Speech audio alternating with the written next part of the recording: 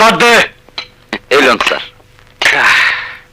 আপনারা হয়তো ভাবতাছেন যে আমি এই ছবির সিন কি এখানে লাগাইছি, এটার একটা কারণ আছে। আর এত এত মানুষ ইনো খাড়ায় আছে কি এখানে, এটারও একটা কারণ আছে। আজকে এলো হারিয়াবাড়ি মাঠও ফুটবল খেলা, ফাইনাল ফুটবল খেলা। আর এই ফুটবল খেলা উপলক্ষে আজকে আমগরে এই মাঠও আইবো আমির খান। মাঠের আনাচে কানাচে আপনারা দর্শক দেখবার পাইতাছেন। প্রথমে তো তাই দেখা পাই নাই কে, তাই সিবে থনেলা ভিডিও করছি। ওই যে সাদা গেঞ্জি পরা আছে না, ওইটাই হলো আমির খান। তাই দেখা কানে যে এত মানুষ আইবো আমি আগে কখনো কল্পনা করবার পাই নাই। আর আজকে এই ফুটবল খেলায় যে দল উইন হবো ওই দলের কানে আছে একটা মাসেলের থনে ফ্রি, আর যে দল রানার সাফ হবো ওই দলের কানে আছে একটা মাসেলের পক্ষ থনে টিভি। খেলা শেষ আর আমির খানে বক্তব্য দিবে দিছে।